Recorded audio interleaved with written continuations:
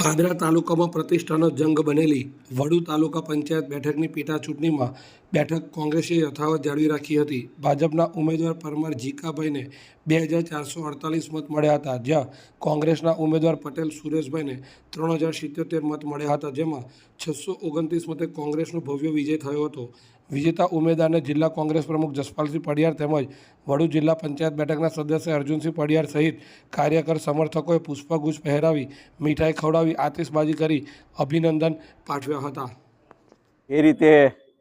પેટા ચૂંટણીઓ હતી, એમાં ખાસ કરીને આજે વડુ જિલ્લા પંચાયત બેઠક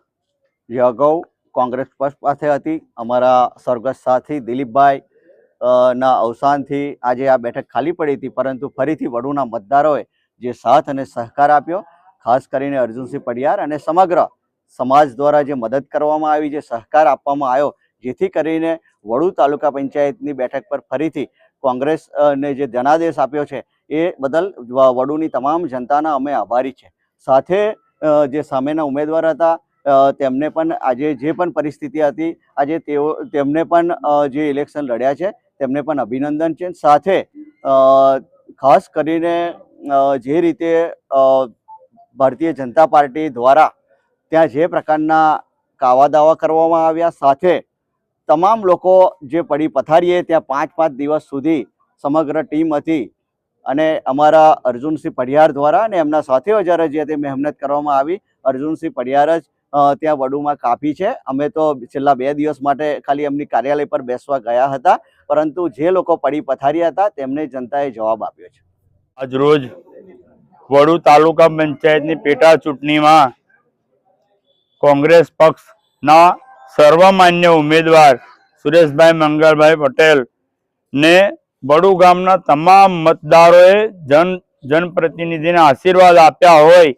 ત્યારે તમામ મતદારોના ચરણોમાં નતમસ્તક વંદન કરી અને એટલું ચોક્કસ કહીશ કે અમે રાજકારણમાં ક્યારેય કોઈ જગ્યાએ ખોટું કરવા આવ્યા નથી। જે લોકો જે ભાષામાં ખોટું કરવા નીકળ્યા હતા એ લોકોને એ ભાષામાં મતદારોએ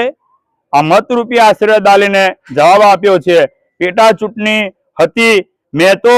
તે જ વખતે કહ્યું હતું કે આપણે બિનહરીફ કરવામાં પણ તૈયાર હતા, કોઈ પક્ષનો મેન્ડેટ ના લો અને અપક્ષ તરીકે ઉમેદવારને અમે વધારી લેત, ભાજપના ઉમેદવારને અપક્ષ તરીકે અમે વધારી લેત, પરંતુ કેટલાક લોકોએ પોતાનો રાજકીય રોટલો અને સ્વાર્થ શીખવા માટે જે આ 1 વર્ષની પેટા ચૂંટણીમાં ગામમાં જે સંઘર્ષ થયો, જે જનપ્રતિનિધિઓએ આવ્યા, તમામ પક્ષો પોતપોતાની પાર્ટીનો પ્રચાર કરવા આવે, એમાં કશું ખોટું નથી, પરંતુ કોઈને નીચા પાડી અને કોઈ પક્ષને નીચો ગણાવી અને આપણે સાચા છે વાત જ્યારે પ્રજા સમક્ષ મૂકતા હોય ત્યારે પ્રજાએ એના માપદંડ નક્કી કરી લીધા છે। એટલે આવનાર સમયમાં ચોક્કસ લોકો સાચા, ઈમાનદાર અને સાચી રીતે કામ કરવાવાળા જનપ્રતિનિધિને ચોક્કસ જવાબ આપશે। અને જેમ અમારા વડીલ અને જસપાલસિંહે જે વાત કરી કે કેટલાક એટલે કે ધારાસભ્ય શ્રી સતત 1 અઠવાડિયું વડુ ગામમાં રહ્યા, એમનાથી બનતી તમામ મહેનત પાર્ટી માટે કરી, તેમ છતાં હું તો ખૂબ નાનો માણસ, એક જિલ્લા પંચાયતનો સદસ્ય, અને